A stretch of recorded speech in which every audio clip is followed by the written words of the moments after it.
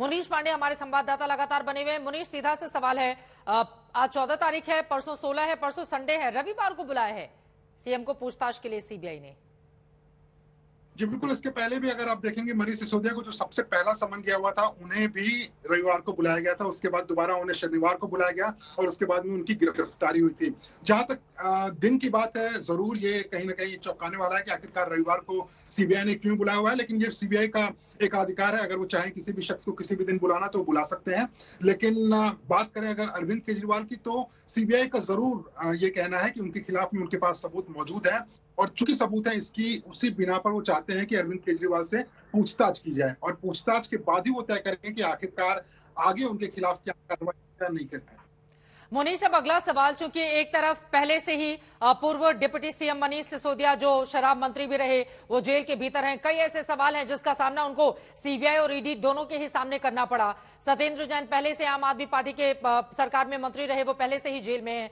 अब सीधे अरविंद केजरीवाल तक जांच की आंच पहुंच चुकी है। अगर मैं थोड़ा पीछे जाऊं, के कविता जो कि केसीआर की बेटी हैं और उनका एक बड़ा प्रभाव है साउथ की राजनीति में, खासतौर से उनके राज्य की हम बात करें तो किस तरह से ये कनेक्शन एक बड़ा दायरा लेता हुआ चला आया? वो कौन कौन से लोग थे जिनसे पूछताछ की गई, किन लोगों ने डिजिटल सबूत नष्ट होने के आरोप लगाए, और इसके साथ ही कौन कौन से ऐसे चेहरे थे जिनसे सीधे फेस टाइम के जरिए बातचीत हुई थी ताकि ये पकड़ में ना आ पाए, जैसा कि आरोप आम आदमी पार्टी के नेताओं पर लगते रहे हैं? मुनीश जी बिल्कुल चित्रा, अगर बात करें के कविता की, तो देखिए के कविता के ऊपर आरोप है कि उनके दो शख्स थे, अरुण पिल्लई और उसके अलावा अभिषेक बोइनपल्ली।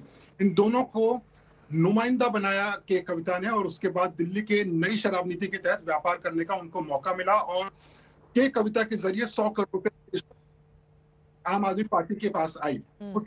उसके अलावा अगर बात करें तो कहीं ना कहीं इस तरह के भी आरोप लग रहे थे कि के कविता साउथ कार्टेल कुल मिलाकर नई शराब नीति के तहत व्यापार कर रहा था और व्यापार करने का श्रेय जो है आम आदमी पार्टी की सरकार की तरफ से मिल रहा था। उसके बाद अगर बात करें कि आखिरकार इस पूरे मामले में के कविता का रोल क्या है, अरविंद केजरीवाल का रोल क्या है, देखिए अरविंद केजरीवाल इस पूरे मामले में अभी तक उनका नाम सिर्फ ईडी की चार्जशीट में आया हुआ था, सीबीआई ने कभी नाम नहीं लिया होता। लेकिन सीबीआई की जांच लगातार चल रही थी और सीबीआई का यह कहना है कि कई ऐसे लोग हैं जिन्होंने अपने बयानों में अरविंद केजरीवाल का नाम लिया है, चाहे एक्साइज डिपार्टमेंट के अधिकारी की बात कर लें, चाहे दिनेश अरोड़ा की बात कर लें, और इसके पहले अरविंद केजरीवाल के पीएस से भी पूछताछ हुई थी। बात करें मैं लौट रही हूं मुनीश आपके पास। आम आदमी पार्टी के नेता इस वक्त हमारे साथ सोमनाथ भारती जी फोन लाइन पर जुड़ चुके हैं। सोमनाथ जी, 16 तारीख को मुख्यमंत्री अरविंद केजरीवाल को सीबीआई ने समन जारी कर पूछताछ के लिए बुलाया है, पहली प्रतिक्रिया इस पर आपकी? देखिए, बहुत दुर्भाग्यपूर्ण है जो कुछ हो रहा है। जिस प्रकार से सीबीआई ईडी का दुरुपयोग भाजपा सरकार कर रही है, ये डेमोक्रेसी के लिए खतरा है। जिस स्कैम का साइज तक पता नहीं, जिस स्कैम का क्वांटम तक पता नहीं, जिसका एबीसीडी पता नहीं, उस स्कैम में जिसको मर्जी बुलाए जा रहे हैं। मनीष सिसोदिया जी हो, सत्येंद्र जैन हो, अरविंद केजरीवाल हो, जिस कुछ पता ही नहीं। क्योंकि मैं वकील हूं और वकील होने के नाते मैं उसका अध्ययन कर चुका हूं उस फाइल का, उसमें एक भी तथ्य नहीं है। सीबीआई की पूछताछ में शामिल होंगे अरविंद केजरीवाल, ये बड़ी जानकारी निकलकर सामने आई है। अरविंद केजरीवाल को सीबीआई के समन पर कानूनी सलाह भी ली जाएगी और बाकायदा अरविंद केजरीवाल सीबीआई की पूछताछ में शामिल होने के लिए जाएंगे। सोमनाथ जी, आप अपनी बात को पूरी करें। 16 अप्रैल को सुबह 11 बजे पूछताछ के लिए मुख्यमंत्री को बुलाया गया है, लेकिन क्या आप लोगों के भीतर इस बात को लेकर डर भी है? देखिए, पहले से ही आपके दो कद्दावर नेता जेल के भीतर हैं। एक में शराब घोटाला मामले में ही पूर्व शराब मंत्री को अब जिस तरह की मुश्किलों का सामना करना पड़ा है, अभी तक उनको जमानत नहीं मिली है। अब सीधे ये जो जांच की आंच है वो मुख्यमंत्री तक पहुंच गई है। सोमनाथ भारती जी,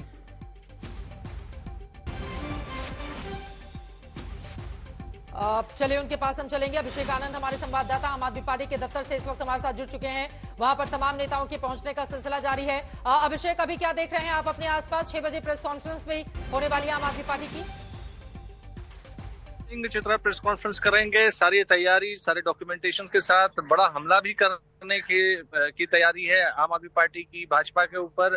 तमाम पार्टी के जो कार्यालय है उसमें गहमा गहमी शुरू हो चुकी है, नेता आने शुरू हो चुके हैं और सबसे बड़ी बात यह है कि जो सबसे अहम जो एक टेक्निकल पॉइंट है उसको लेकर के ये सामने आ रहे हैं। उनका ये कहना है हैं कि जब मंत्रालय ही नहीं है, जब कागज पर दस्तखत ही नहीं है, तो फिर मुख्यमंत्री को बना करके सिर्फ और सिर्फ पॉलिटिकल एजेंडा सेटल करने की कोशिश की जा रही है। ये आम आदमी पार्टी अब जो प्रेस कॉन्फ्रेंस करेगी, अब जो आगे की रणनीति उनकी होगी वो यही होगी, क्योंकि किसी भी डॉक्यूमेंट में कहीं पर भी अरविंद केजरीवाल जो मुख्यमंत्री हैं, उनका कहीं पर भी ऐसा कोई डायरेक्ट इन्वॉल्वमेंट नहीं है।